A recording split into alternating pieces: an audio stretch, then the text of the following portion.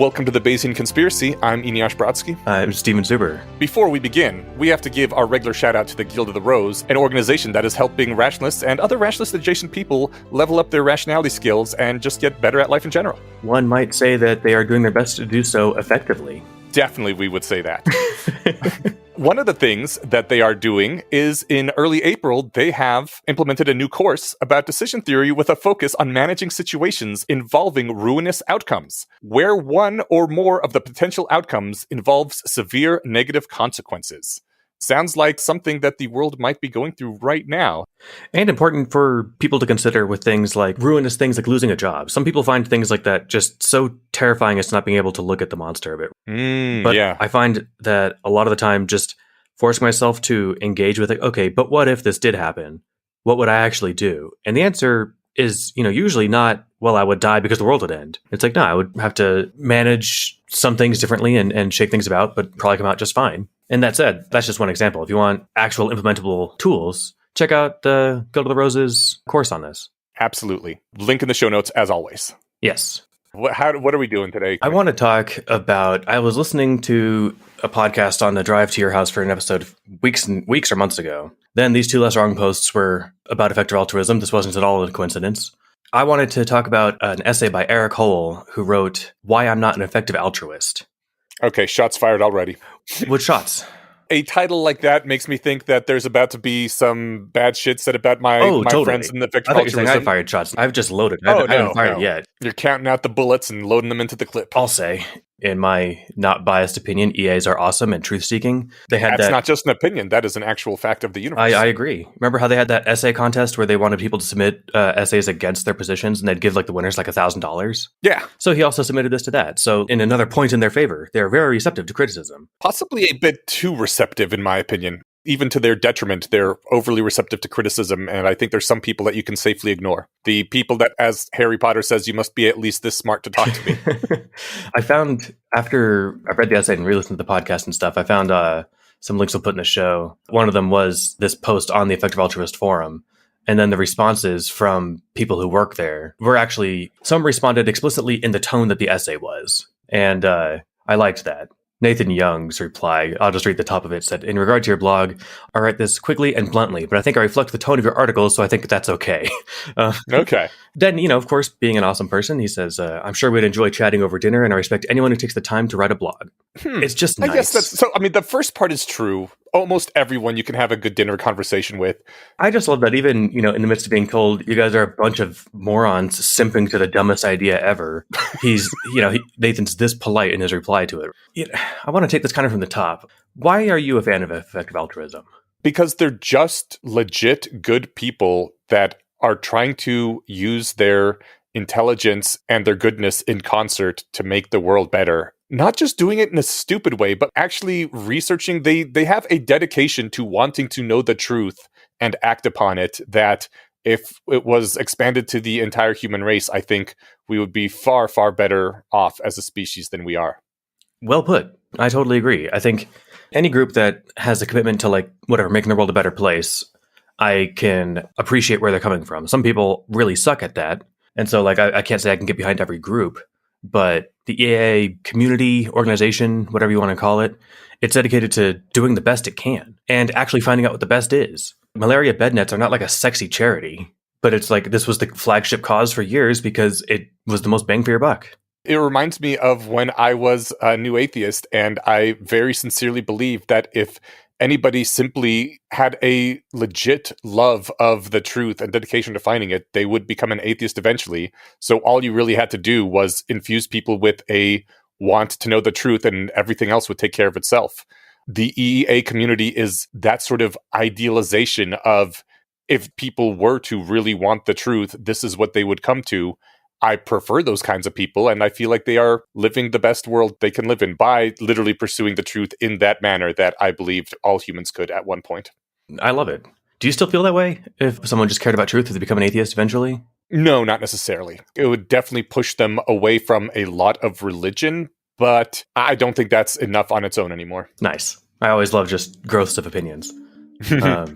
So I didn't do much homework into what Hoel does for a living. I think he's a neuroscientist. So People who listen to this before know that I don't tend to get like angry and personal. Just keep that in mind, that I think I've earned some cred to be a little, I don't want to say salty. Perfect. I was going to say pissy, but that sounded too childish. Anyway, I recommend everyone either skim the essay or listen to the interview on Econ Talk, or the discussion rather. It's not much of an interview. He opens up talking about the coverage that EA has been getting in recent years. This essay, by the way, was written in August of 2022. It's like the second sentence, and he says, when I talk to its proponents, effective altruism, it has the aura of being almost too successful, as they often mention secret internecine wars and squabbles only those on the inside care about. Maybe it's because I'm feeling uncharitable because I know where the rest of the thing is going, but isn't that literally every professional or academic field? That is literally any group of humans anywhere. Like, this is the second line, and that was it. I would normally stop reading right there. That is just the world's biggest red flag. Of here's a thing that happens to all humans, but it kind of sucks, so I'm going to highlight it right now because this is going to be a takedown piece. Oh, okay, I'm done with you because there's nothing of value to be found here. I can tell already. I wouldn't even say that it sucks. It just means that, like, this is what happens when you're inside a group of people that talk about anything. Yeah. Like, if you're a Harry Potter fan club, you're going to have shorthands for, oh, that's such a Slytherin thing to say. This is just groups. But all right, let's get to the meat. He starts with an analogy to Bertrand Russell's 1927 lecture, Why I'm Not a Christian, which, speaking of the New Atheism Wars, every good atheist has read. I never read it. I'm sure I read it. If not the whole thing, I've read parts of it, because this part definitely sounded familiar. Because so much of the anti-atheist rhetoric was like, well, how can you be good without religion or whatever? He takes a paragraph and then swaps out effective altruist instead of Christian. So I'll just read one sentence of it, or two. I do not mean by an effective altruist any person who tries to live decently according to his lights. I think that you must have a certain amount of definite belief before you have a right to call yourself an effective altruist. The line there, I don't think any person who tries to live decently is an EA. You have to have a certain amount of definite belief before you have a right to call yourself an EA. I feel like only someone who's an EA should be able to make that claim, that you have to have a certain amount of definite beliefs before you have a right to call yourself one. I don't know. I think other people are allowed to say that kind of thing. I mean, it would be weird for me to go to a church and be like, you guys aren't allowed to call yourself Christians unless you're stoning adulteresses to death. Yes, the Christians would probably have words with you on that. But on the other hand, I entirely reserve the right to say that the average person who's never heard of Christ and is trying to live a good life, I would not say that they are a Christian. You have to at least have heard of Jesus and believe he is the Son of God in order to be called a Christian. That's fair. I think, yeah, okay. Treating your neighbor as you would treat yourself is a thing Jesus said, but just someone who follows the golden rule isn't necessarily a Christian. Oh, okay, perfect, yeah. I think he's right there. Just trying to be a bit more effective with your altruism doesn't necessarily make you a capital letter effective altruist. I use myself as an example here because I don't consider myself an effective altruist, despite the fact that I'm pretty close to the community. I've written a couple things that have won effective altruism awards. I don't consider myself very effective nor very altruistic in the same way that they are. I would have serious doubts about anyone calling themselves an effective altruist if they haven't taken the Giving What We Can pledge, and I have not taken that pledge. So therefore, I don't feel like I can claim a right to that title. All right, fair enough. I guess I feel more of an EA having seen the community spat at this way than I did before reading this essay / hearing that podcast. Now, I'm more firmly in their camp than I was before because you were such a dick to them, and I'm sympathetic to their position. But I give to charity, but I don't actually give 10%. Right. Part of me is still has been like, oh, I'm hemming and hawing while stuff with the house and stuff settled and all that. But I could do more. Everyone could always do more, right? Like, that's the thing is Will McCaskill donates everything above like £26,000 a year. That's why they set the limit at 10%, because everyone could always do more. Right. He's also kind of just like the flagship example, and I think that he probably gets someone else to comp his hotel rooms at conferences or something, right? Yeah, not everyone could do that. This essay basically isn't even an essay against effective altruism, which is the stupidest thing about it. It says why I'm not an effective altruist, but it should be titled Why I'm Not a Utilitarian. All of it is just against utilitarianism. He says, it is because it is based on initially flawed reasoning that when taken literally leads to immoral outcomes. That's big if it's true, and I was looking forward to hearing his arguments about what the initially flawed reasoning that the effective altruists have is that leads to immoral outcomes, but it's just utilitarianism. Worse than that, it's the I've read 3 essays about utilitarianism and I don't like it understanding of utilitarianism, which... Great. Yeah, thank you. I think that maybe why this got under my skin so much is it's like he's hitting a goalpost that is not even at the center of the field here. Are most EAs consequentialists? Sure. I'd have to think about that specific question longer to wonder, like, if you could be an effective altruist and not be a consequentialist. But I don't know what it means to be an effectively altruistic deontologist. Mine and Hoel's disagreement here can be entirely attributed to us having different understandings of what utilitarianism is and how much we think EAs dogmatically adhere to every absurd reducto. Especially given the way that he phrases them. He uses such intense vitriolic language. The origins of the effective altruistic movement in utilitarianism means that as definitions get more specific, it becomes clear that within lurks a poison, and that the choice of all effective altruists is to either dilute the poison and therefore dilute the philosophy, or swallow the poison whole. His whole critique hinges on repugnant conclusions of the reducto ad absurdums of utilitarianism. At least once or twice he mentions the rogue surgeon who kills people for their organs. This is not a knockdown argument that has bowled over utilitarianism that we've all just bitten the bullet on and accepted, yep, that's the defeating argument. And it's not like we've just ignored it. It's like, no, that's not a real problem here. He mentions a few times, like, I've talked to lots of people. Like, who has he been talking to? We had Adam Mastrioni on last episode. Like I said there, I'm a big fan of talking to the person if we can. And I thought about reaching out to this guy, but I feel like at the very least I want to get some of this out of my system first. I could be level-headed and polite, but it would be difficult for me if he's saying shit. It's like so not even wrong. I've pulled a few things, but I will get to them when we get to them, so let's keep going then, yeah. Well, you had one here that says, oh man, if this boils down to I don't like utilitarianism, I'm going to be so disappointed. I'm sorry you were disappointed. Yep. Alas. He says, the same math, he says, nobody whose natural sympathies who have not been warped by dogma could maintain that it is right and proper that the state of things should continue. The poison for utilitarianism is that it forces its believers to such repugnant conclusions that considering an organ harvesting serial killer morally correct. What I don't get is, like he says, the poison for utilitarianism is that it forces its believers to such repugnant conclusions. I guess first off, does utilitarianism have believers? What the fuck does that even mean? Adherence, maybe, but and I don't want to quibble on the definition, but believer sounds like, nope, I'm going to take these claims and just trust them. Am I a believer in evolution? I don't think so. I believe it's correct. Or am I quibbling too much because I'm mad? Yeah, it's a wonky word, but I think I'm willing to let him have it. There isn't a much better word for someone who accepts that this moral theory is correct and should guide some of our decisions. I guess except for those words, but that's more syllables. Yes. That's how I would put it. I guess, yeah, you could substitute other stuff. Believers in the golden rule or something. Yeah. Yeah, okay. The serial killing surgeon. He talks about hanging out with philosophers all the time, but his whole discussion is reminiscent of, you remember, speaking of the New Atheism Wars, remember Ken Ham, mega church guy? I think he had this kind of cool beard. He'd point to the picture of the monkeys and be like, did your grandfather look like that? I do remember this guy, yes. He had the Ark. I think it's still up. Oh my God, yeah. In Arkansas, I think. Wait, maybe I just think it was in Arkansas because that's where I would build an Ark. But yeah, so that guy. Hoel's argument, and especially in lines like this, come off with all of the same self-righteous superiority and smug triumphant nodding to himself. He's overturned centuries of thought and progress with these little debunkings. And not knowing at all what the actual arguments are. I guess, first of all, no one that I've ever met in real life, or I think even heard of, is a dyed-in-the-wool, consequences all the way down. If I could get away with serial murder, I totally would do it because it's the right thing to do. Even Will McCaskill talks about balancing other values.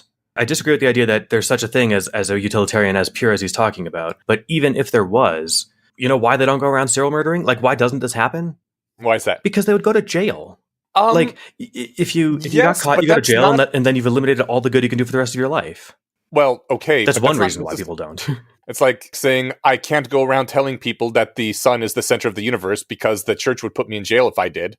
It doesn't make Galileo wrong just because he would get put in jail if he tried to say what he actually believed. No, but the long-term thinking consequentialist would say, well, look, I can save 5 lives if I do this murder, or I can save hundreds of lives over the course of my lifetime if I don't go to prison. Right, but they would also say that I could save tens of thousands of lives over the course of my lifetime if it wasn't for this stupid society holding me down. Oh, okay, I see. It's just half of his stuff hinges on arguments like the rogue surgeon or how gross it is to flip the switch on the trolley problem or something. these are not points that are unaddressed. Again, this is like with Ken Ham pointing at the picture of the monkey. It's like, look, this is not something we haven't considered. You're just wrong. The rogue surgeon is very akin to someone being like, where does the universe come from then? We talked about this over 200 years ago. Right. You're not on the cutting edge. We've long moved past the rogue surgeon thing. Well, I mean, if we're descended from monkeys, then why are there still monkeys? I feel like this was written in good faith. He submitted it to the EA forum. It's just, I wonder what the heck was going on. And that's part of why I wanted to talk about this. Not just to rant something that actually made me really mad, but like maybe we can actually figure out what the hell he's talking about. Especially because of like the weird 180 he does at the end. Wasn't it kind of surprising? We can talk about it when we get to it. All right. I do like that he says this kind of thing a lot. To see the inevitability of the repugnant conclusion, I'm like, yes, totes inevitable, much despair. Sad Doge meme. It's just constantly things like that. Yes, inevitably, you must kill 5 innocent people to save 50 innocent people. This is just how it goes. I Googled around less wrong for a few minutes, but I couldn't find the line where Yudkowsky says that utilitarianism is not for humans. It is a morality for gods. Yeah, exactly, right? A weaker version of it is for us. In fact, I work with an analogy that Hoel himself makes here in the post further down, but like, all right, all of that sounds well and good. He's talking about the drowning child in a pond analogy of Peter Singer's. Who would not soil their clothes or pay the equivalent of a dry cleaning bill to save a drowning child? But when taken literally, it leads very quickly to repugnancy. First, there's already a lot of charity money flowing, right? And I'm like, citation needed. It depends on what you mean by a lot. And it's charity money, I guess.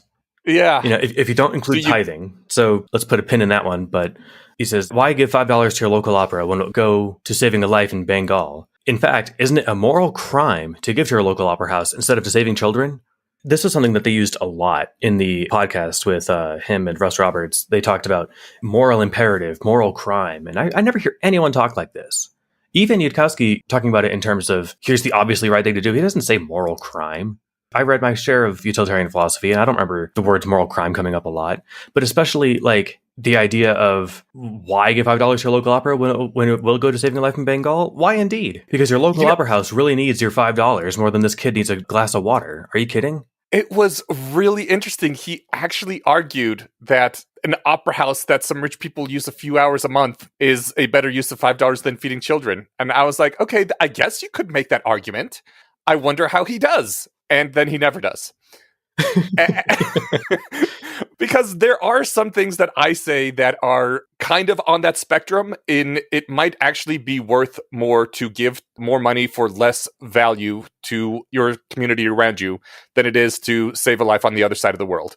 That is something I'm starting to think maybe has some truth to it, but there'd be a long chain of justification as to why that might be true. I would not at all expect to simply be able to assert that my local movie theater, I would rather give $5 to help patch up some paint on it than to save a life in Africa, and expect people to just be like, oh yeah, that totally makes sense. Because that's dumb. Yeah, you got to show your work. Unless you want to just say that any work showing is impossible and frankly immoral and repugnant, then you don't have to show your work. Yes, it inevitably leads to a horrible conclusion if you show your work. Yeah. He comes out in the next paragraph is incredibly pro-NIMBY. He literally says it's better for rich people to hike than for the rest of the population to have housing. Is the joy of rich people hiking really worth the equivalent of all the lives that could be stuffed into that land if it were converted to high-yield automated hydroponic farms and sprawling apartment complexes? And his position is that, yeah, it's good to keep people out of cities, make it impossible to live anywhere, because there's going to be some rich people there that enjoy hiking more than, people needing places to live. And more than people will like living somewhere. Yeah. I liked this. Shit. This was one of the, again, Nathan Young wrote the reply here on Effective Altruism Forum. He goes through and kind of just grabs a handful of claims and then replies to them. Nathan says, this is not an EA view, it's my personal one. But if there were 1 billion Americans, the US would be less dense than the UK. It would be far less dense than England. There isn't a trade-off here. But if there were, I'd still lose the views and let billions have the lives we have. Is living in Tokyo so bad? No. Vacation somewhere people don't want to work so badly. If we argue it out, I think I can convince you that wanting to keep immigrants out to preserve landscapes, which wouldn't be built on anyway, isn't actually a monstrous view. I liked that a lot, because it's like the implication of what he's saying here is hyper-NIMBYism. Sure, we could house all of these, refugees, but no, we need the unobstructed view of the national park. It's absurd. But I am getting carried away with my... I'm going to count on you to try and keep me centered if I get ranty or ragey. Okay. Or you can even just point it out and be like, okay, yeah, you're right. But I will try. No pressure. But they talk about, or he talks rather about arbitraging good. I can leverage money here instead of here. I don't quite get why that's ever a bad thing, but he seems to think it is. Maybe there's some economic reason or something that's bad in principle. He talks about Sam Bankman-Fried, but thankfully I think this is all before that shit hit the fan, just because I feel like it's a huge red herring. Every point of EA stands whether or not Sam Bankman-Fried was eating babies. I want to talk about that when we get down to the Sam Bankman-Fried thing. Okay. But he says, what precisely is the reason not to arbitrage all the good in the world like this, such that all resources go to saving human life and making more room for it rather than anything else? So he's doing two things here. One, I don't know if he thinks he's being clever or if he's doing this on accident, but slipping in maximize the number of humans with make human lives better, those are two different goals. Yes. Radically different goals that people talk about as very distinct problems. If he engaged at all with the work here, he'd understand that. But also, for real, what precisely is the reason to spend money in your local opera house instead of feeding starving kids? You don't need to justify opera. It's a utility monster. It justifies itself. I'm glad you mentioned utility monsters because he comes up with that. Such as the flaw. It's almost like I had read ahead. Oh, man. Such as a flaw of why the idea of utility monsters, originally introduced by Robert Nozick, is so devastating for utilitarianism. I like adding I'm devastated. Yeah. It crushed us. It's like not finding the missing link bones that just overthrew evolution. I'm as devastated as one of my girlfriends on a Friday night. Right. But utility monsters, they take us from our local circumstances to a very different world in which monsters derive more pleasure and joy from eating humans than humans suffer from being eaten. And most people find this pro-monster eating humans position repugnant. I said, such is a flaw. What is so devastating for these evolutionists, they simply don't understand it that their grandparents weren't monkeys. If we could just show them their grandparents and they'd observe that they weren't monkeys, they'd see how wrong they are. Part of me wonders if I'm being uncharitable because, I feel like I'm taking pot shots that I did when I was a teenager, making fun of this guy. But it seems like he's just lining himself up for it. Here's the thing. He's absolutely lining himself up for it. He deserves all of this. This is stupid. This is the I am 14 and this is deep kind of level of argumentation. This is not a serious argument. What I am worried about, though, is that we are targeting a weak man. It is always easy to find some idiot on Twitter who just says the dumbest shit in the world and then ragging on them endlessly. It feels good. It feels like you're propping up your side because you're like, look, this is the best arguments the other side has. Isn't it ridiculous? Isn't that shit? And then the people who actually believe that seriously on the other side are like, what the fuck are you talking about? We don't believe that. Stop trying to straw man us. Then on our side, we say, we're not straw manning you. This is an actual person that said these actual things. That's not a straw man. It's a real man. And then that side is like, okay, yes, you found an idiot willing to say dumb things. This is the internet. There's millions of those. This is not actually the best representation of our argument. And you're being uncharitable and a bad arguer by singling him out. Why don't you come at some of our good arguments? I totally support that. Yeah, that is the kind of thing I want to do. And so by reading this and going after this, I'm worried that we're doing the weak manning thing. This is just obviously very bad from my position. I don't know. But then you said that he's been on, what was the podcast? Econ Talk? Econ Talk. Which is that's actually a fairly well-known podcast. It's fairly well-known. It's been around for at least 15 years. Sam Harris has been on the podcast. He's been on Sam Harris's podcast. Yeah, I was like, who is this guy and why should we care about anything he says? Is he just a random Twitter anon? But apparently he is actually he was on the Forbes 30 under 30 in science list when I Googled him. I don't know if that's actually impressive or not. I like the name Forbes. That's a magazine I've heard of. But on the other hand, maybe they were scrimping for content and they're like, well, we found 23 under 30, but that doesn't sound even. Can we put 7 more in here? I don't know if, I don't know if this is if we are being uncharitable by criticizing this argument. I don't want to do that. But on the other hand, maybe he does speak for a lot of people. 190 people liked the post at the bottom, which means at least 192 people have read it. So this probably had a wider readership than that. And you're right. You articulated perfectly why fewer things bug me more than a bad argument for a position I agree with. This happens to be a position I disagree with. But if I was pro EA and someone said some of these points or something, right? They're actually propping up some of these straw men that this guy's knocking down. I'd be like, look, shut up, man. You're making all the wrong points. There are good reasons to believe this. Yeah. There are good reasons to act this way. By being out there and saying all these dumb things, you're making us all look like idiots. So I want to be mindful of that. I don't think these are the best arguments against EA. They do talk about him a bit in the podcast, because Russ doesn't quite push back because he like totally agrees with them, I think. But he does ask some cross-examination. But then he kind of just like agrees with whatever answer. I listened to it again, and actually I stopped for a few hours yesterday and then went back to finishing it because I it's just like I was like, oh, this fucking guy. In fact, do think this is one of the reasons that the EA forums like do give prizes of thousands of dollars for essays that are good, that are not weak men, because it sometimes takes a lot of effort to find the good arguments and push back against them instead of just having lots of weak men thrown at you. You don't give money to the weak men arguments. No, I think you're right. As far as, is this guy just, one random blogger? The fact that Russ Roberts was agreeing with him makes me suggest that at least he's not all that much of an outlier of people who disagree with the EA approach. It's at least evidence for that. Okay. Because Russ Roberts is somewhat sane. I think he is a practicing religious person, but aside from that, this thing that he's doing where he's bringing up utility monsters and the repugnant conclusion and the serial killing surgeon and all this stuff, the whole, if you take these ideas seriously, then it leads to horrific consequences. This can be applied to literally everything and has been applied to literally everything. It's literally, if there is no God, everything is permitted in its most classic form. And unless you are a seriously believing Christian or other strong theist of some kind, I think you understand why if there is no God, everything is permitted is ridiculous bullshit. You can't just turn it around and be like, oh, but if there is utilitarianism, then everything is permitted. That's not a good argument for the exact same reasons. Thank you. I agree.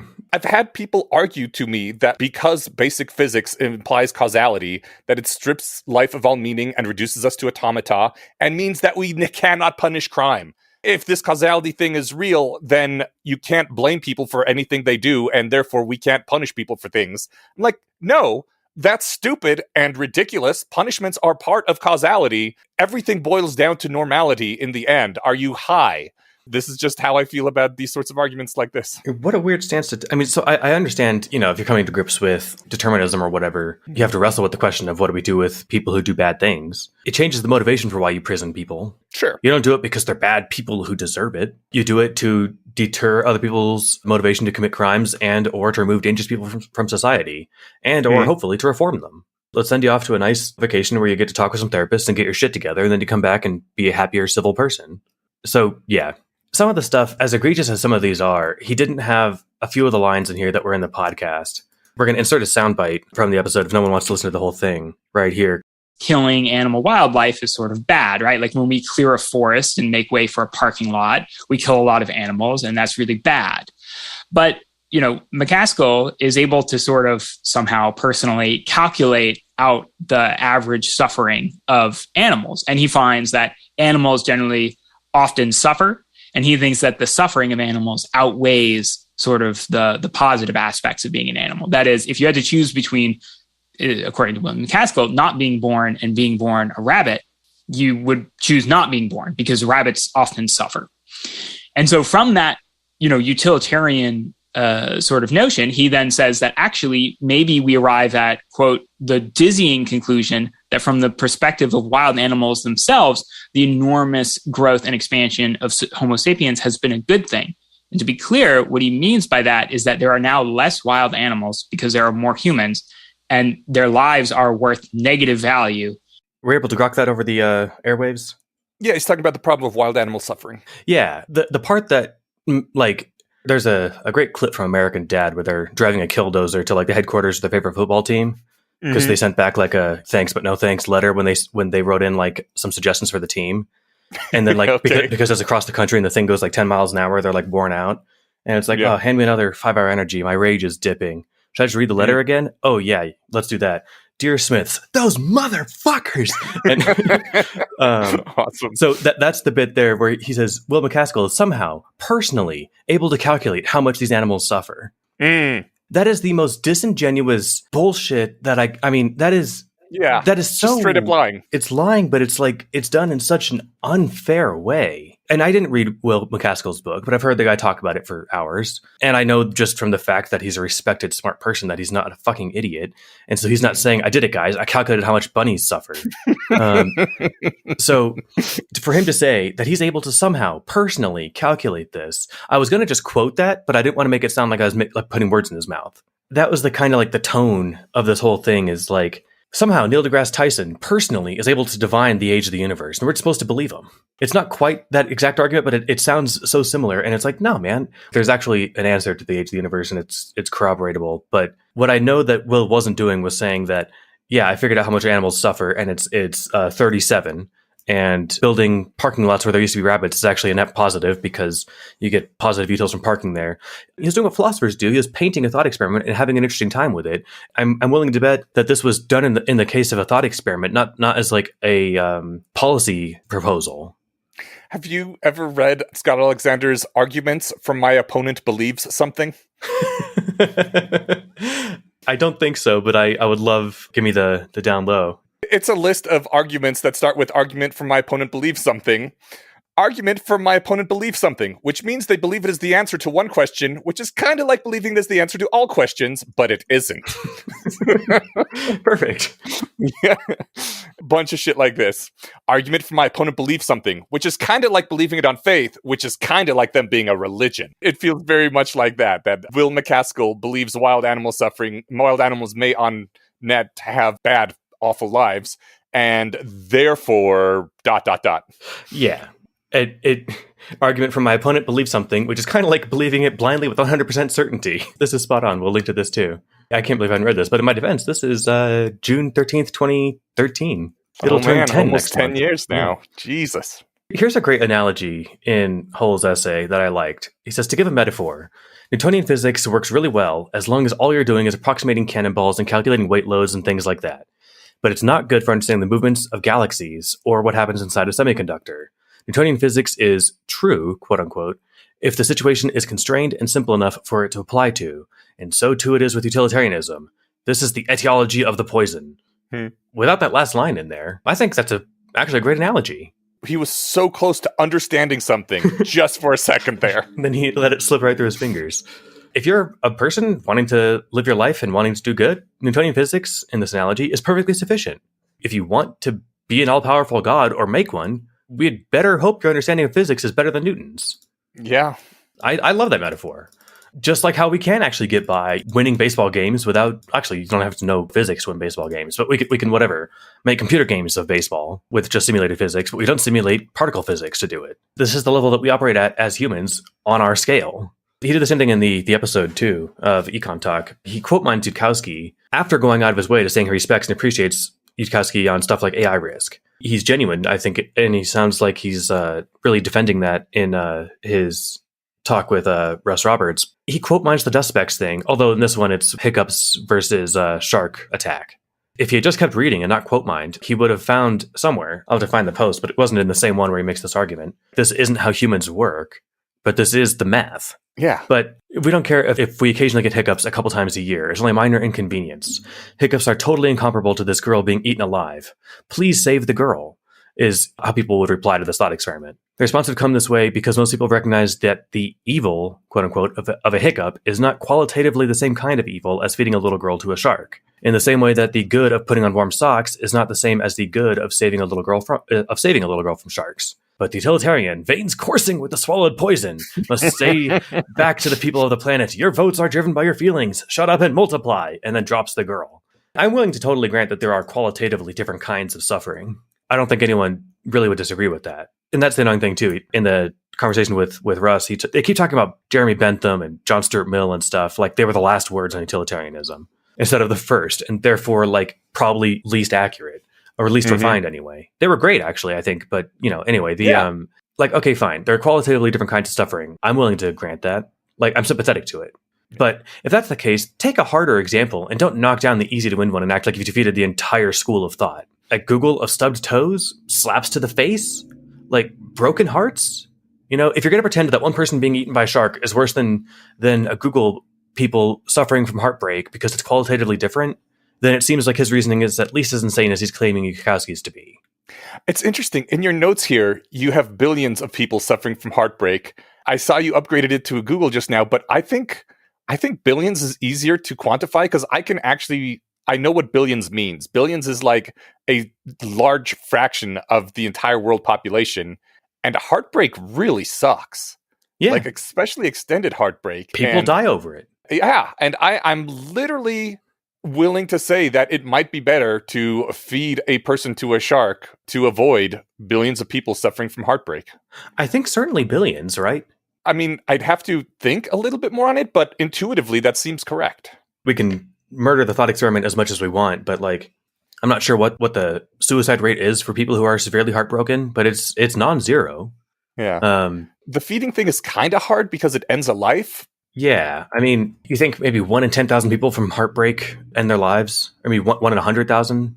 Probably. That would be 70,000 people compared to the one person being eaten by a shark.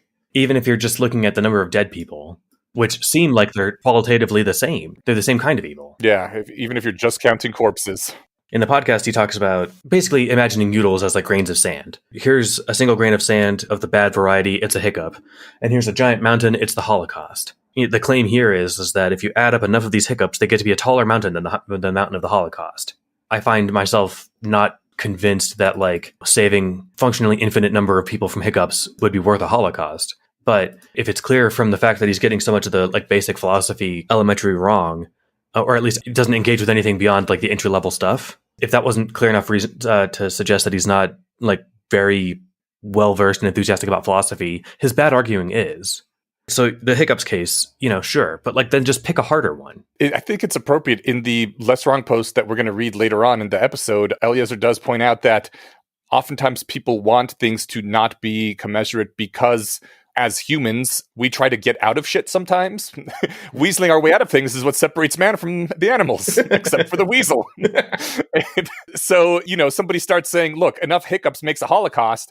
And then you think, all right, why aren't you trying to make excuses to start a Holocaust? This is very sus here. I'm just going to err on the side of no hiccups ever make a Holocaust. There's darned good reason, I guess, for humans to be like, you know what? I'm not going to agree that enough hiccups are worse than a Holocaust because I'm worried about Holocaust results. But in greater terms that we will get to later, they might be measurable and comparable. No, I agree. I love that. Just so no one thinks I actually have any idea what I'm doing. The Less Wrong posts are actually a total coincidence, and they're perfectly apropos for this episode. I'm looking forward to getting those as a fortunately timed rebuttal to a lot of these arguments. We were originally going to do an episode on something else entirely, but I completely flubbed it, and I was feeling awful. I'm like, Stephen, God, please help me. And Stephen's like, well, actually, I have an awesome thing to talk about, and it just happens to coincide with the posts this week. Yeah, we got backlogs. This has been grinding my gears. I don't know if I heard this when it was new or shortly thereafter, but I remember I was driving to your house and the weather was nice, so it must have been before the winter. So damn, this has been on my angry back burner for a little while, so it's nice to get it out of my system. I liked your, what the utilitarian doesn't understand. Oh my God. Whenever I read something like that, I again, another big red flag, because it's basically what my hated outgroup doesn't understand is statement. And I don't think there's ever been a what my hated outgroup doesn't understand statement that has aged well. Because eventually the rot at the core of such a statement is revealed. When you hear what the Chinaman doesn't understand, followed by something racist, maybe sounded appropriate in the 1920s, but give it 100 years and people are like, oh, I see what was behind that. Or even just say it at present day to an audience of people who knows what they're talking about. You know, what the evolutionist doesn't understand is that the time scales that they would need for this proposed mechanism to make humans would take billions of years, but the Earth's only 10,000 years old. Yeah. It's like, right, we didn't understand that part. Shucks.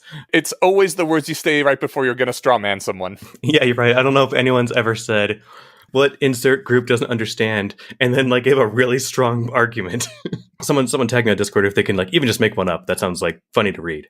We were not at all disappointed because his actual statement is, what the utilitarian doesn't understand is that people's feelings are not just random feelings. The utilitarian has spoken many, many, many times about the fact that people's feelings are not just random feelings. How can you possibly have read anything by a utilitarian ever and make that statement? I don't know. I love it. And there is a point to be made here, but that doesn't set himself up to make it with any strength. You're right. Our feelings do come from somewhere. And actually that stuff is pretty important. There's a reason we find it icky to throw the person in front of the trolley rather than just pull the switch. And maybe we should hear those feelings out. Maybe not listen to them all the time, because a lot of our feelings are fucking stupid and we should work to expunge them. Feelings such as insert race is inferior to mine. That's a very natural feeling that every human society on the planet has had. And it's something that good societies get rid of. We shouldn't just blindly follow our feelings. We hear them out and wonder what was going on there, and then we decide whether or not to reject them because they're good or bad. The reason that I would feel weird throwing somebody in front of a train rather than just pulling the switch is because of a weird monkey-brained impulse I have that hands-on murdering somebody is bad, and I'm kind of okay leaning into that feeling. Like, I'm going to just take my monkey... Yeah, I'm going to take my monkey brain's word for it and not dull that impulse to not kill people. Right. Indeed, think how incredibly lucky we would have to be to live in a universe where every possible situation could be judged via a knowable, finite algorithm as more or less moral than every other possible situation. And, furthermore, that comparing these situations involves mere addition and subtraction, multiplication and division. Such a belief almost necessitates Platonism, or perhaps even divine creation. I don't know where the hell... Atheists are the true creationists. Right. I don't know what the hell he's even getting at here. I know what point he's trying to make, but he's making it, again, in such a weird way. We can make it a lot easier than the absurdly high standards he seems to think we need. Is it better to donate $10,000 to ALS research or to mosquito bed nets? Those are the kinds of algorithms with addition and subtraction that we're actually running with. Yeah. I don't know how many people suffer from ALS. I know that they made a ton of money after that ice bucket challenge, so that's awesome. How cool it would have been if that was a mosquito bed net challenge, though? That would have been awesome. I mean, it would have been... Don't get me wrong. I hope everyone with ALS is cured and that nobody ever has to suffer from it. I want everyone to live happily and forever. But the number of people with ALS is drastically less than the number of kids who die every year from malaria. That would be the coolest challenge, too. Dude, you get two friends with some mosquito bed nets, and they run circles around you to wrap you all up in the bed net, and then you got to try to fight your way out of the bed net, and we call that the mosquito bed net challenge. Right. And we can say, this is what it feels like when you're trying to escape malaria coursing through your blood and making you unable to move or do anything with your life until you die from it. Were you ever ice bucketed? No. Me either. No one ever tagged me.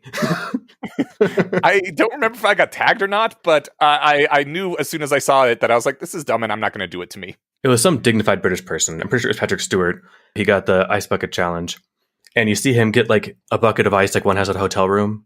Mm-hmm. And then he pours a glass of whiskey. He picks up the ice bucket. And then he picks out an ice cube, puts it in his glass, and then just cheers. I can't remember if that ended with him showing the check that he was writing or not. But he's like, I'm not doing the bucket, but I'll write a check, sure. That's definitely the better challenge. So we get to Sam Bankman-Fried here. Yes, we do. He name-checks Sam Bankman-Fried. So this must have come out before the FTX implosion. I checked the date on it, and I was like, oh yeah, just a few weeks before, in fact. I knew it was close. I'm really glad. Again, not because I didn't want to engage with this intense knockdown argument or whatever, but because I find the whole thing a distraction. I found it kind of interesting because this post is all about naive utilitarianism is really bad, and that's why I'm not an effective altruist. And we had an episode, or maybe just a rant for like a half hour before an episode or something, precisely about why naive utilitarianism is, in fact, bad and stupid and results in terrible shit like FTX and Sam Bankman-Fried. It is not actual utilitarianism. It is excuses for doing what you want to do anyway. Like, if your utilitarian calculation ends up destroying a ton of utility, then you're doing utilitarianism wrong, is one of the conclusions we came to. Pretty much every argument that Eric has given us so far is basically, this thing ends up destroying a ton of utility, and therefore it is bad. And we're like, yeah, exactly. Don't destroy tons of utility, Eric. Yeah, that's been my reply, because I don't have a hard ethos. I just do the best I can with what I've got. You know, if I'm making an important decision, then it's time to pull up my thinking cap and try and, do my best. That was always a lot of the counter-arguments to consequentialism was like, well, look at how bad this would be. And it's like, yeah, then that's not what they would do. If the argument is, look at the terrible outcome, it's like, oh, one of these people cares about outcomes. It's the utilitarians, right? So they probably wouldn't do that thing that leads to the terrible outcome. Then you get like those weird edge cases, because he uses the word repugnant 32 times in this essay. The repugnant conclusion of billions and billions of barely happy or barely subsisting humans is one repugnant conclusion. But population ethics is a whole complicated thing. And guess what? It's not a settled question that like we're all, every utilitarian is aiming to get as many barely happy people as possible. I think that's actually pretty rare. Right. It's super rare. It's an open area of conversation because it's not clearly settled. Population ethics is complicated. It's so weird that in an essay called Why I'm Not an Effective Altruist, we're just talking about utilitarianism rather than effective altruism. And especially because, like, you're not a utilitarian. I'm not even really a utilitarian either. I'm sort of, in that rule utilitarianism and virtue ethics are basically the same thing, in my opinion, assuming we don't go with the stupid mystical virtue ethics that decide just these X number of virtues are the things that we must maximize forever. And yet still, I'm like, this is dumb. Yeah, the reason that he's not an effective altruist is because he thinks that they're all utilitarians and that that utilitarianism is insane. He could summarize that in a tweet. He didn't have to write an essay. We can just say you're wrong on all 3 points. Straight naive act utilitarianism is insane, and that's why we don't believe that, and very few people actually hold to that. And again, that's why I'm pretty sure, just willing to bet before reading, that the rabbit and human civilization destroying the environment example in Will MacAskill's book is a thought experiment, because like that's how philosophy books are written. They always have an area of exploration of like, wouldn't this be interesting? It sure would be crazy if this. I remember, speaking of all the echoes here of the New Atheism stuff, there's a line in The End of Faith where Sam Harris, if you quote mine properly, can be seen to be advocating a nuclear first strike on the Middle East because of the dangerous religion over there. That just happened to Eliezer a few weeks ago. Oh, all right. I got to hear about this in a second. But the point is that in The End of Faith, it's set up with enough conditions that haven't been met yet. And then at the end, he says, this is all perfectly insane, of course. But no one ever finishes the sentence. They just cut off right before that. What was this with Yudkowsky? Oh, nuclear first strike on what? Data centers? Yeah, not a thing he said, and yet a lot of people like to pretend that he did. I mean, I could actually imagine him making that argument, but just not publicly. Okay. I could imagine a not insane version of that argument. I would rather have the data center where all these things are be nuked and the surrounding area decimated. Again, we talked about we'd rather have Dr. Manhattan situation than all be turned to goo. Yeah. So I suppose if there was no other way to get to the data center and it was going to destroy the Earth, then yes. Yeah, this would essentially just be Ozymandias-ing it, not Dr. Manhattaning it, right? Yeah. Yeah. But I think pretty much almost any human on Earth would say, yes, if there's a place that's about to end the Earth and we can make it not end the Earth by nuking it, then we should nuke it. I honestly don't know if Eric Hoel or Russ Roberts would say that. Really? Because they would rather have the Earth end? I don't want to put words in their mouth, and that sounds so insane. But everything that they're saying seems to imply that. These are qualitatively different things. We can't murder a city. So what if every city on Earth we murdered instead? We can't sully our hands with it. Well, okay, but that sounds like an argument that Eric Hoel would make about utilitarianism, and I don't want to Eric Hoel. We can't get too deep. It'd be very unfair to him. It'd be unfair to him, right? All right, take us out of this hole. Let's. What do you want to say about necrophiliac dogs?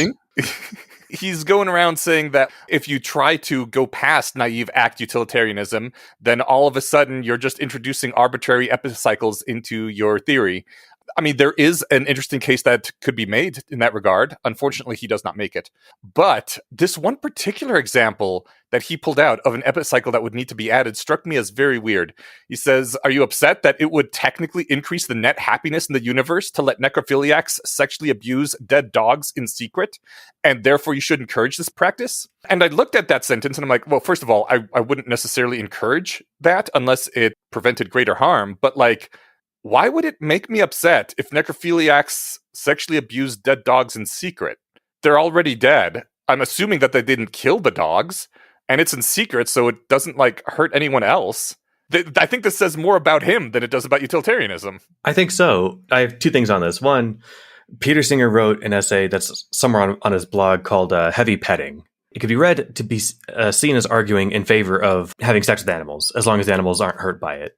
Okay. What he's really doing, I assume, is pumping your intuition on what is wrong with this actually then. It's kind of one of those kind of fun thought experiments. But in college, I was in an ethics class, and we did an ethics bowl where we actually argued with panelists from another school. One of the things we had to argue was having child avatars in a online environment like Sims or whatever, like MMO, that you could have sex with. Okay. We were assigned the question and the position. Let's make it a little more close to home and more real.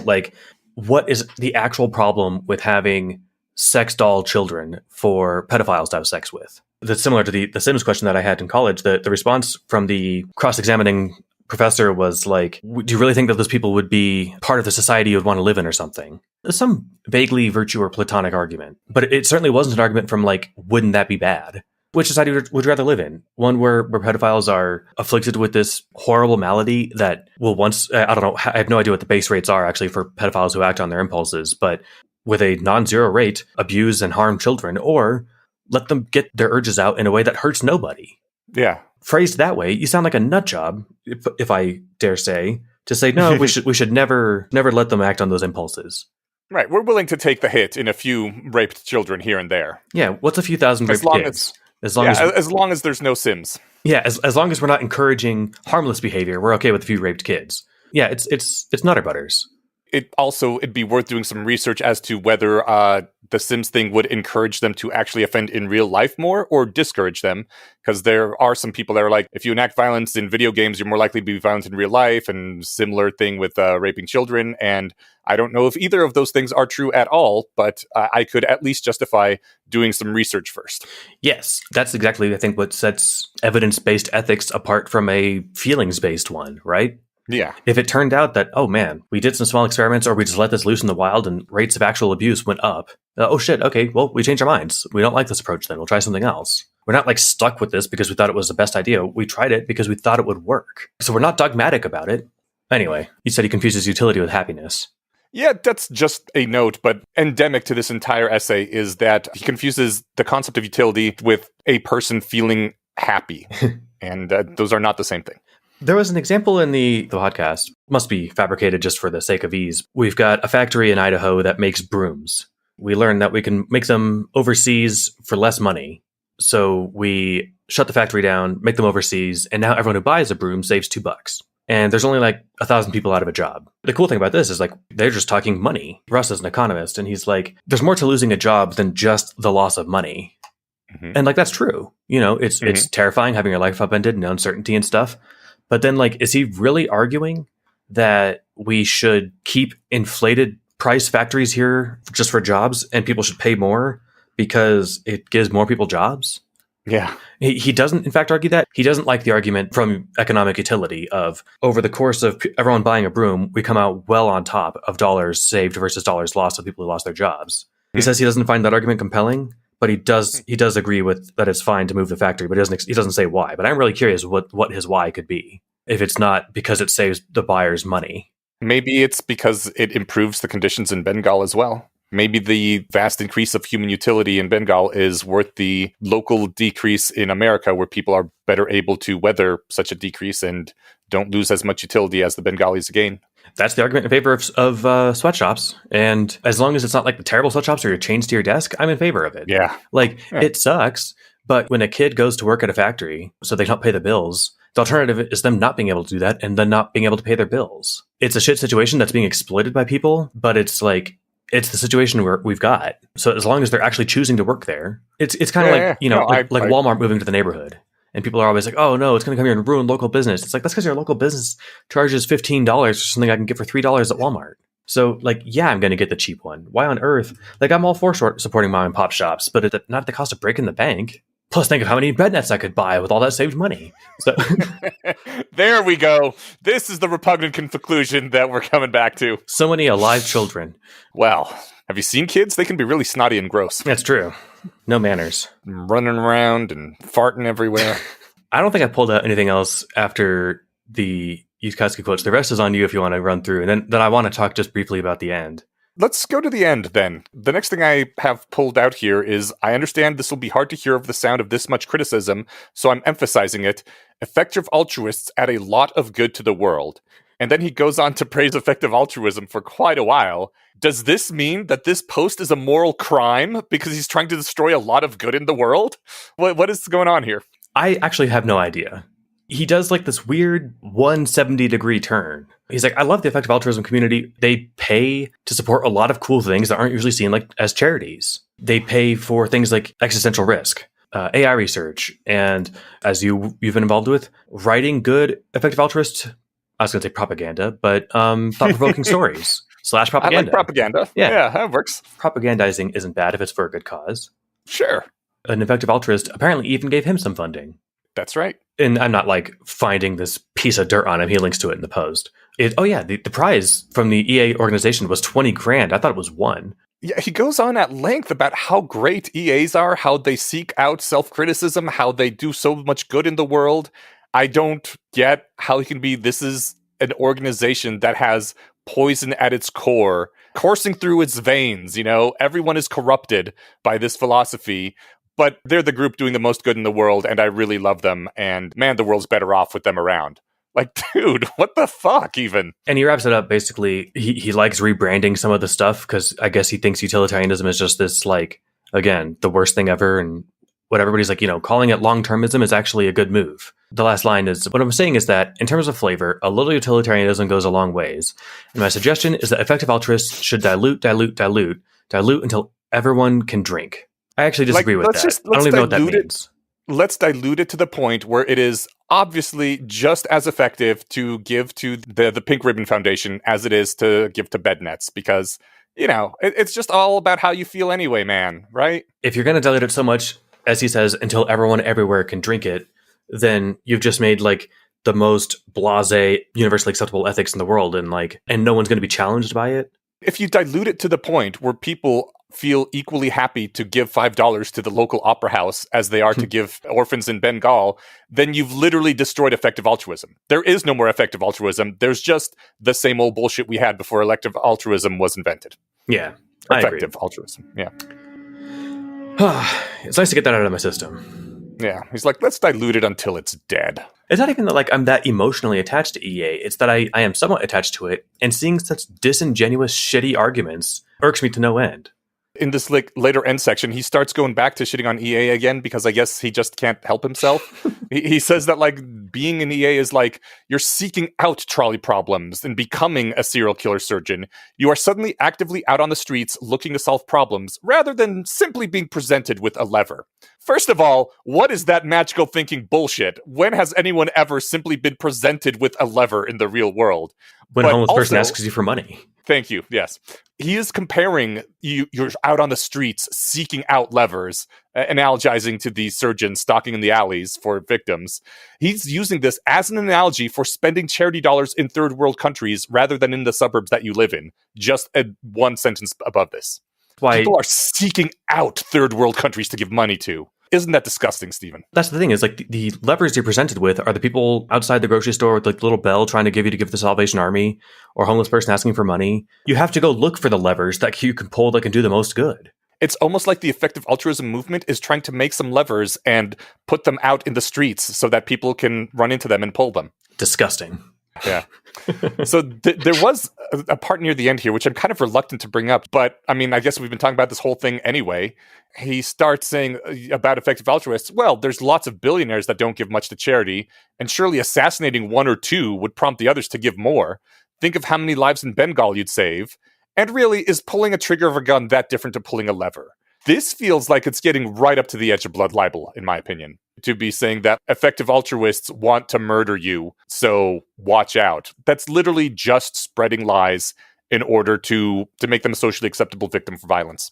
I can see that interpretation of it. I'm not crediting him with being that sneaky and vitriolic about it, but I think that he's saying, here's the obviously repugnant thing that it's implying, right? And why is that such a bad thing? He then says effective altruists themselves are basically utility monsters. Aren't they out there maximizing the good? So aren't their individual lives worth more? Isn't one effective altruist, by their own philosophy, worth what? Perhaps 20 normal people? Could a really effective one be worth 50? This is literally diving right into the blood libel. Yeah, it's the thing is, I kind of agree with him. Bill Gates is worth 50 of me and the amount of good that he can do. But that's not saying that he should kill 50 of me.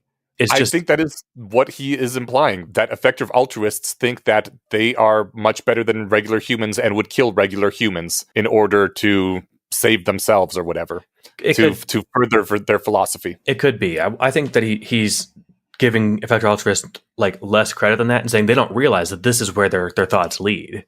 If they just woke up and paid attention, they would see this. That's not giving someone much credit to be like, they're too stupid to realize that they're Nazis, but if you give them enough IQ points to consider their own philosophy, they'll all turn into Nazis. No, fuck that. I think that is the point he's making, and it's that dumb and empty. I don't consider that dumb and empty. I consider that attempting to get people killed. Well, hopefully the people who read his blog aren't super into that. So, but the downside is somebody read this and it was their first exposure to EA, they're like, man, what a bunch of fucking nut jobs. I don't think this guy is going to be anyone's first exposure to EA. Yeah, I don't know. I didn't seek out some random shitty anti-EA argument and just want to pick on the easiest target. This guy came across my radar through perfectly sane channels. It was just something I've been wanting to talk about for a while. When I was Googling this to find the actual essay, I came across the post to it on the EA forum, so I'm planning to read that at length now too. Then I want to read the contest winner, whoever won that $20,000. I want to read their essay because I am actually really curious what the good arguments are because I know these ain't it. You find out at the very end that he works in the science of consciousness, so that explains a lot. Does it? Yes. It's a fake science. Shots fired. It's like philosophy. That's what he says about how he's like, I'm not a philosopher, but I'm pretty immersed in it because I study consciousness stuff. That said, just to get back to humanizing people and stuff, I think there's very few people that I could not enjoy a conversation with over dinner. No, I take that back. There's lots of people that I've not enjoyed conversations with, but there's very few people I can't find some common ground with, even when we disagree, if they're willing to engage. You know, honestly, I believe in my ability as a conversational partner to have a good dinner with 99.9% of people that I can speak the language with. That's great. I think I've just met people that like I know I wouldn't have fun talking to if we would talk about everything they wanted to talk about the whole time. Yeah. But gotta steer things. But like, I've even had decent conversations with someone who wanted to murder 1 billion people. I thought that was pretty impressive of me. I'll say I had a similar conversation in the wee days of this podcast, and I didn't enjoy it. Although I like to think I've grown since then. I certainly think I have because I was emotionally incensed at that argument, and I think less mature at being attentive to that. If nothing else, you have grown enough to not have a person that you're going to be that incensed with on the podcast. Yep. You know, if the opportunity presents itself, I'd like to talk with Eric. I'm not like the best spokesperson for EA, but I'd be curious. Maybe I could get him to say like, oh yeah, my problem is utilitarianism in its dumbest form, not effective altruism. But it seems like he's not willing to cede that ground, and I don't know why. Maybe because he didn't want to change the title of the post. Probably it comes down to he wanted $20,000. That might be it. Although I think if he can there's a lot of utility in $20,000. I'm assuming he didn't win. One last thing. After all this talk about cruddy EA criticism, I wanted to toss out a resource for good EA stuff. Ozzy Brennan, we recently did an episode on the Rationalists and the Cultic Milieu blog post. Yeah, that's Ozzy's at Thing of Things. Ozzy puts out a lot of good stuff about EA, the EA scene, criticisms of EA, and also things where EA is awesome and places where criticisms are wrong. A much more comprehensive and knowledgeable take on the EA situation and what is good and what is lacking about it over at thingofthings.substack. Awesome. We'll definitely put that in the show notes too. Well, you know, speaking of utilitarianism, let's jump into this week's Less Wrong posts. Woo. First one, coincidentally, is the intuitions behind utilitarianism. Intuitions and utilitarianism are in quotes. No. Isn't the first one circular altruism? Yes. Did I get them reversed? You're right. My tab thing opened them in the other order. The first one is actually circular altruism. We're running in circles already. Yep.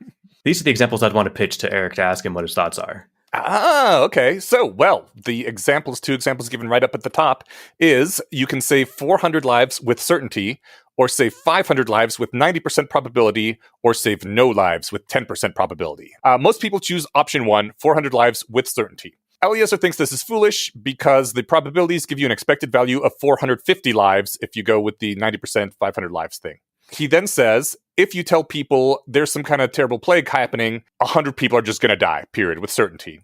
Or there's an option 2, there's a 90% chance that nobody dies, but a 10% chance that 500 people die.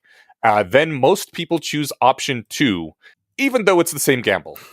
This is a great distillation of the, and you know, it says follow up to the previous posts or whatever, but the Zootele and the, it was called Dutch booking when we talked about it at the meetup, but I'm not sure why it was called that. Like the making inconsistent bets and being able to sell them back to the person. Mm-hmm. This is a perfect example of that because this isn't money, and these are numbers that I'm totally on board with. I'm like, oh yeah, no, he's totally right. He could even move the percentages 1 point each way and have me be able to trade more and more dead people to keep making the emotionally right bet. And so you would have gone with option 1 and then option 2. I think I would have until like I thought about it. Okay. But what I'm saying is that if I had fallen for the Dutch booking, I would have done the same thing here. You know, that said, just to, you know, talk about the importance of feelings and stuff, there might be something just about what you can live with. Yeah. I saved these 400 people, but if you did hit that 10% and lost the 500, you might, you know, you'd be like, they're dead because of me. I could have saved 80% of those people. Right. Okay. That said, because humans aren't in these situations, it's kind of just, you know, fun to think about. If I ever was somehow, I would like to think that hopefully I could sleep at night saying, I made the right probabilistic choice. I almost saved 500 people. I don't think you could. I personally find that a really interesting thing in fiction when I run across it, and less interesting in real life because I don't want to think about real people having these issues. But there are times when people will make the probabilistically correct choice and just the odds break against them, and then they do not have, usually as portrayed in the fiction and from what I hear in real life, they do not have the ability to say, well, I made the correct choice and feel good about it at night. They torture themselves with it for, the rest of the novel until they have their big character arc at the end or whatever. And I don't know how many years in real life. And that really sucks.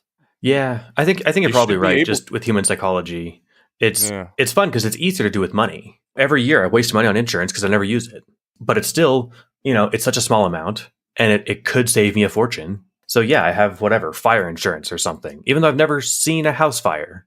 Oh wait, yes I have. But I've never been in one. That was mine. It's the kind of thing where, it's easy to sleep with that kind of loss every night when it's just money.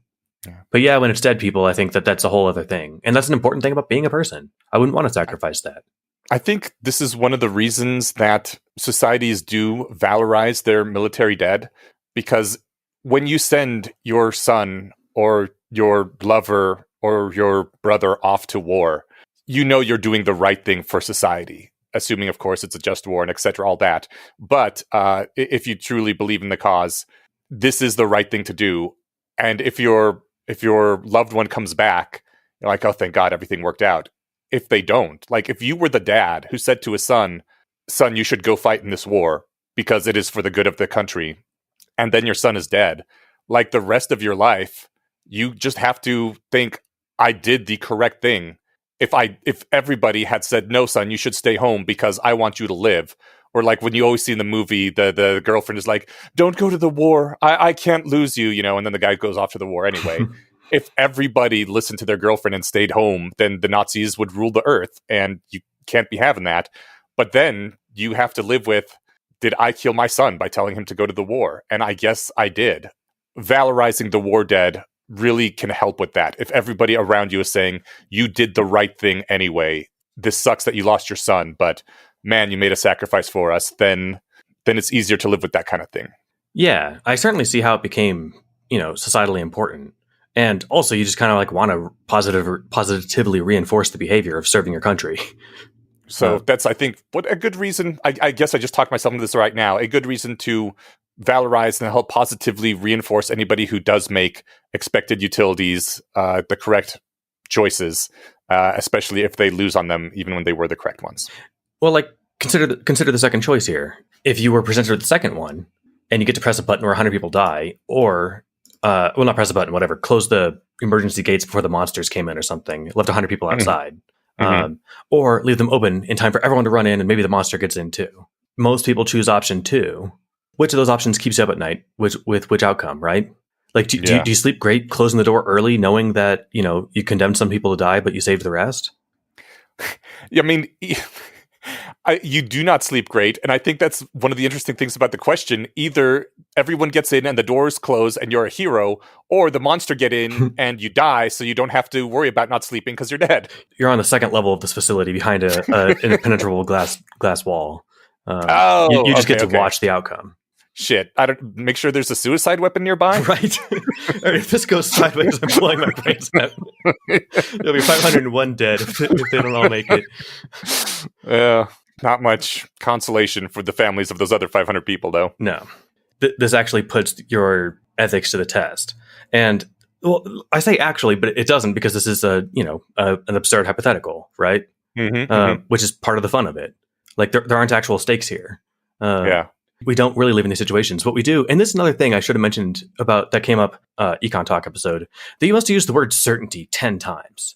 That's why they don't give to real charities, because they're like, oh, well, I don't know where the money's being spent. Oh, you do know how your local opera house is spending it, though? Give me a break.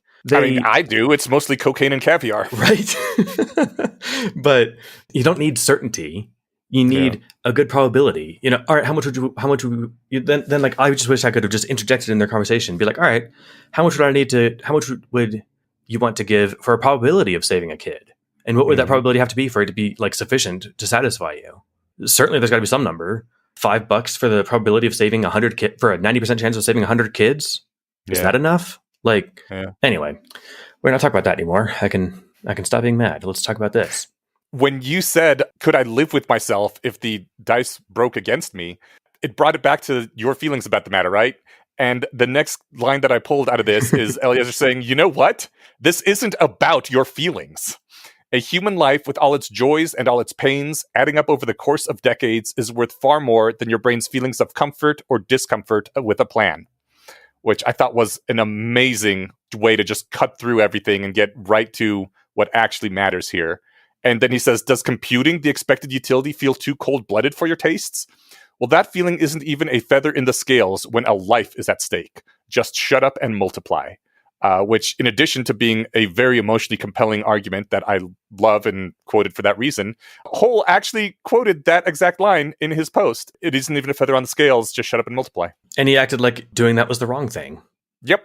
Again, if you're comparing hiccups and girls eaten by sharks, fine. But then again, pick a harder target. Pick this one. Then what?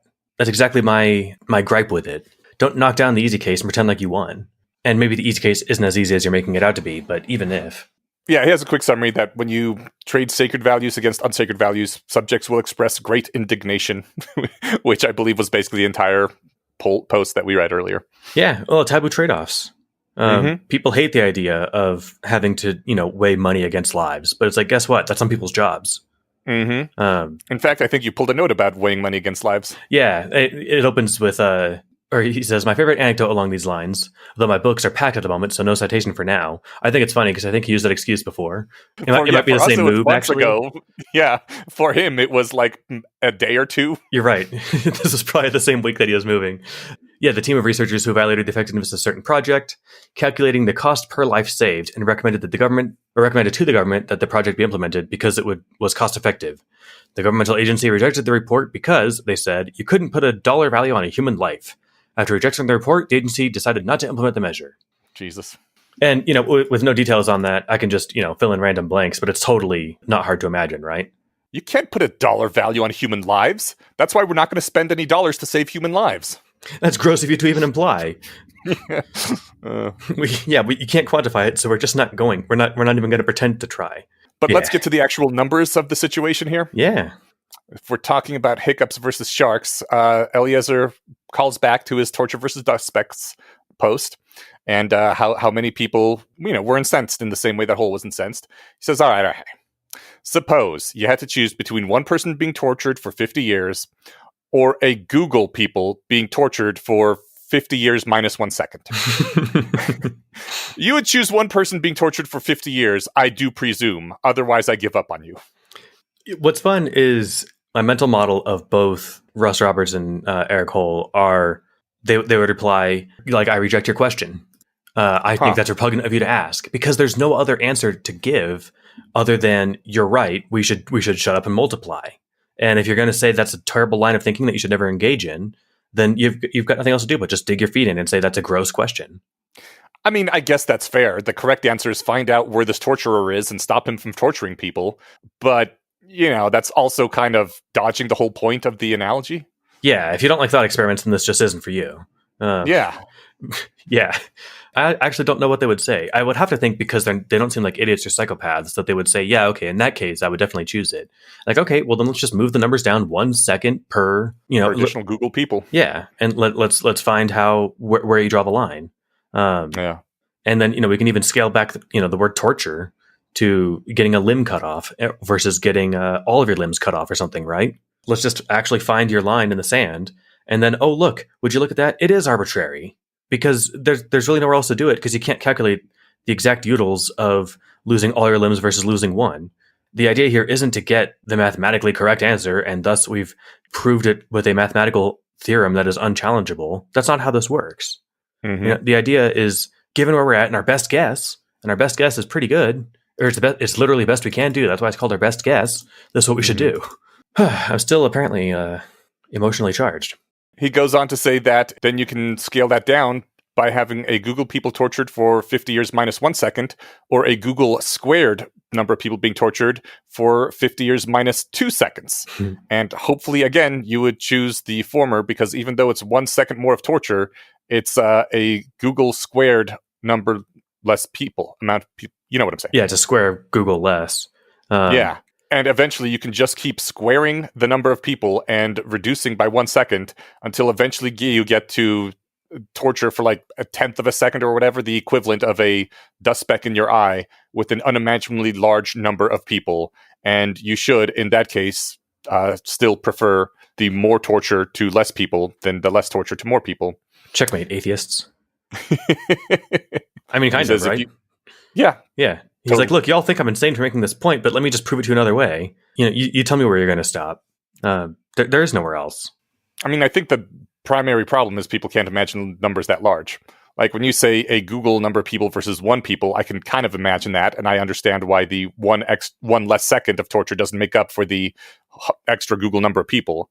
And even Google squared, I can think about it enough to like realize why the 2 seconds less torture isn't enough to make up for that many more people. But eventually you get to numbers so big where I'm just like, my brain stopped, and sorry, brain. My brain stops being able to do anything like the appropriate math in the hundreds. I mean, okay. I can read a Google. I can even look at the number if you wrote it out, but I have no scale for what that anything in the universe that even approximates to that order of magnitude. I think nothing. I personally cannot comprehend a number of people so large that I would prefer 50 years of torture for one person over a tenth of a second for any number of people, just because I can't imagine that large a number. I'm sorry, Eneasz. Well, my brain is not up to the task. I don't think his might be, because he's got it's going to say a super hard brain, but then there's a Brooklyn Nine-Nine joke about that. I don't think he can actually emotionally compute that, right? Because he's got a regular human meat brain, but what he can do is understand the basic math involved and be like, look, numbers. Yeah, trust the numbers. Right. Shut up and multiply. Yeah, it doesn't matter that you can like actually emotionally register the proper heaviness of the suffering. That's not the goal here. The goal is just you don't need to actually engage with the numbers emotionally. You need to engage with them intellectually and make the right call. Yeah, that's because I'm not a chimp. Oh yeah, chimpanzees feel, but they don't multiply. Should you be sad that you have the opportunity to do better? You cannot attain your full potential if you regard your gift as a burden. Hell yeah. Oh, and also just before this, he said, altruism isn't the warm, fuzzy feeling you get from being altruistic. If you're doing it for the spiritual benefit, that is nothing but selfishness. The primary thing is to help others, whatever that means. The other way might feel better inside you, but it wouldn't work. So, yeah, the reason effective altruism is because it actually cares about helping others rather than feeling better. It's actually altruistic rather than selfish. Eric Hoel. I hope we're not mispronouncing his name. I think that's how Russ said it. Okay, cool. This is the thing with Kantian deontology. You're supposed to do stuff out of respect for your duty, or basically out of an understanding of your duty as a rational agent, and that it's your duty to give to a charity. But if you're not supposed to feel good doing it, and if you do, that kind of like taints the duty aspect of it. See, I think that's bullshit. Fuck Kant. It's nice when you feel good doing good things. That's actually, and I think that was one of the things on the EA forum replies too, but that was one of my kickbacks to Eric's whole post is like, any ethic reduced to the absurd is absurd. The Kantian deontologist would be like, yes, right this way, Anne Frank's right here in the attic. So that's actually an example he gives. Or not Kant, but this is an example in deontological essays. Kant is like famously inscrutably hard to read. Okay. That's the thing, is you're not supposed to lie no matter what. It's actually that stupid if you take it at its stupidest. There's a non-stupid version of deontology, but just like with everything, taken to the dumbest version, guess what? It's dumb. Okay. What are these intuitions behind utilitarianism? Next post, intuitions behind utilitarianism. Eliezer talks about like intuitions, and he says, I see the project of morality as a project of renormalizing intuitions. We have intuitions about things that seem desirable or undesirable, intuitions about actions that are right or wrong, intuitions about how to resolve conflicting intuitions, intuitions about how to systematize specific intuitions into general principles. Delete all the intuitions, and you aren't left with an ideal philosopher of perfect emptiness. You're left with a rock. I forgot about that phrase until we were reading this, and I always like that a lot. The ideal philosopher of perfect emptiness. It's just it paints a good picture. Yeah. A lot of what utilitarianism is trying to do is not boil things down to their ridiculous naivety. They're trying to push intuitions in a more formalized direction. You can say, we are not being utilitarian enough. We are giving money to the opera. Let's be a little more utilitarian and renormalize intuitions that way without going all the way to let's start harvesting people for their organs. Yeah, I think refining intuitions to be, the best version of, to be the most consistent and best version is kind of the whole point of ethics. You have to have things you care about. It's just the bedrock. That is one of the things that Eric argues with some, with a little, I was a little more amenable to his argument that utilitarianism loses a lot of its teeth when you start being more complex and nuanced, that like, oh, it's not just flat numbers and pulling a lever, it's all these other considerations and how they affect the greater society and so forth. And I mean, yeah, sure, it does, in fact, lose some of its emotional power once you start being more complex and actually applying it to the real world. Part of the power is just, what's more important, your shoes or this girl's life? But when we're at this far extreme where people are giving money to opera houses rather than saving lives, you don't need to get into the really detailed, nuanced, complicated theory of why, if various virtues and desires are pushed out to the rest of society, they will have greater net effects on everyone's life. You can just simply say, this is stupid from the very basic, naive utilitarianism even. Don't do that. And it's obvious to any kindergartner because we're just so far on the side away from utilitarianism. We don't need to get into all this other stuff.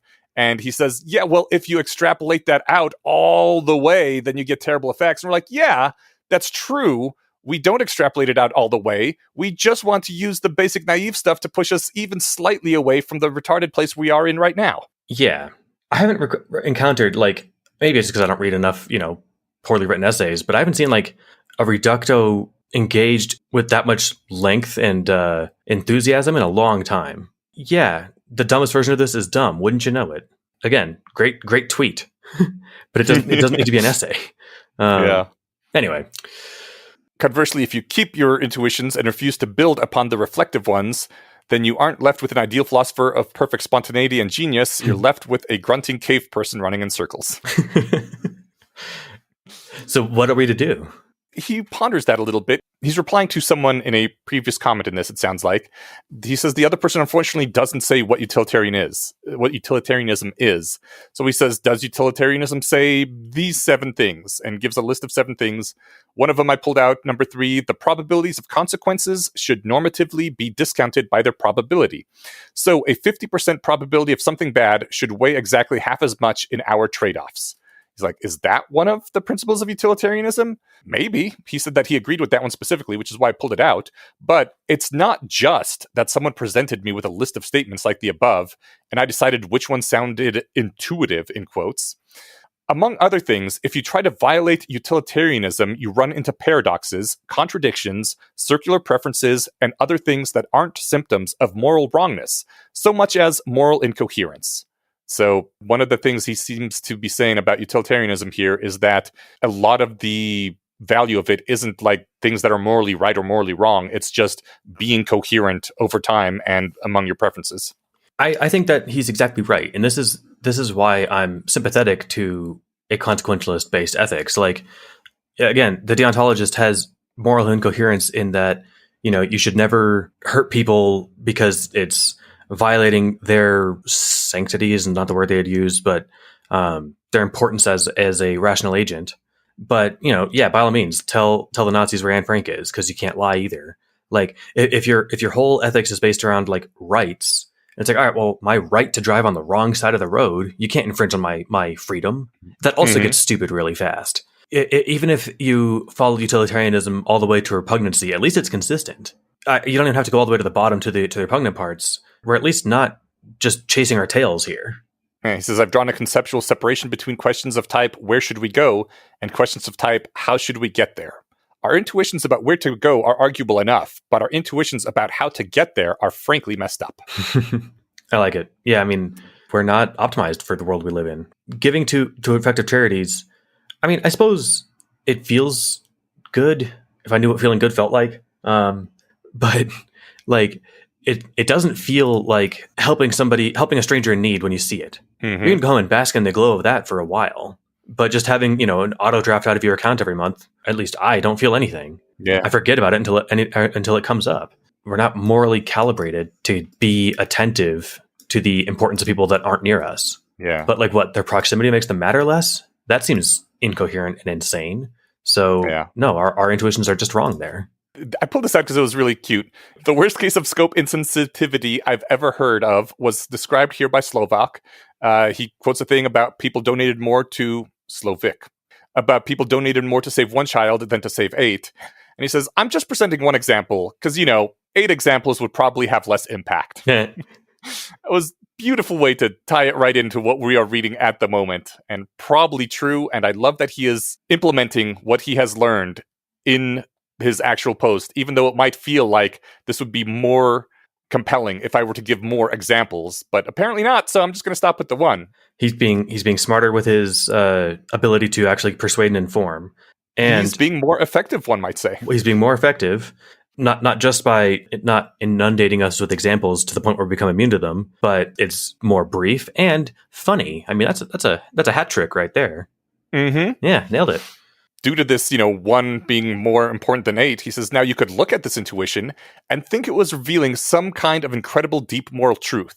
Or, and I skipped ahead here, or you can look at that and say, the intuition is wrong. The brain can't successfully multiply by 8 and get a larger quantity than it started with.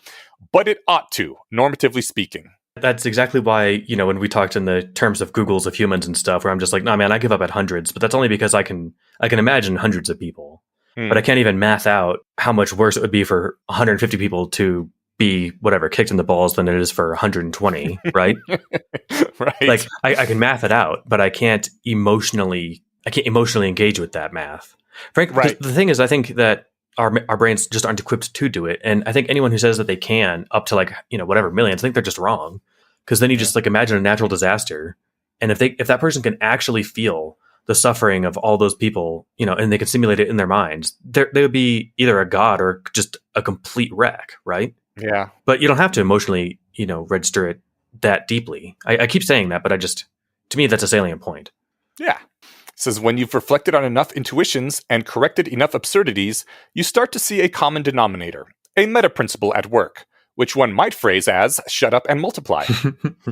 I love his. This isn't even combative. My mental model of him right now is, it's good natured, and he's kind of having a grin about it. But you could use this in an actual heated argument.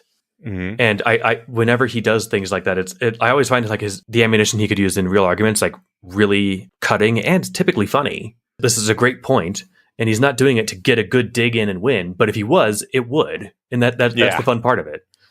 You might say the phrase that I've been saying all the time. It's almost like I'm onto something here. All right. Well, for next time, I believe we are going to be continuing in this vein. The next 2 less strong posts will be Trust in Bays and Something to Protect. Awesome. Now the second one sounds familiar. Oh my God, it's one of the best ones. Oh, I'm kidding. Well, I'm saying because it's the name of the last 10 chapters of Methods of Rationality too. Oh, good point. Yeah. And it's one of my most favorite. I'm looking forward to it.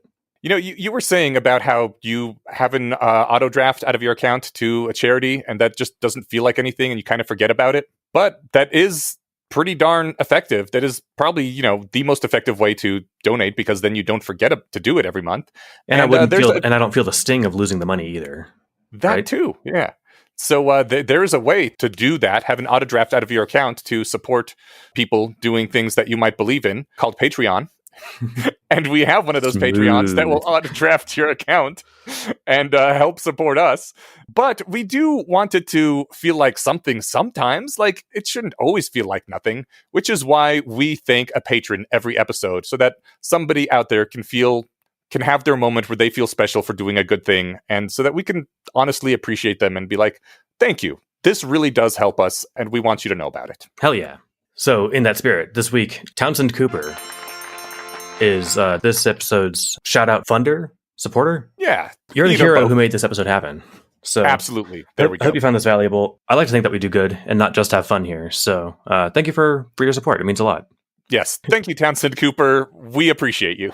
Totally. And our Patreon rewards, as they're listed on the website, aren't much. It's hard to think of anything creative to do, because making extra content is actually kind of burdensome. So we do release stuff that's only for patrons, but like putting out an extra episode every month or something is actually quite a lot. But anything you can think of, any patron at all, message on the app or email us or whatever, and anything you can do within reason, we'll try and satisfy, because we owe you guys. All right. Thank you, everybody. Stephen, is there anything else, or should we sign off? No, that's it. Appreciate it. I will see you in 2 weeks. Peace out, y'all. Thanks. See ya.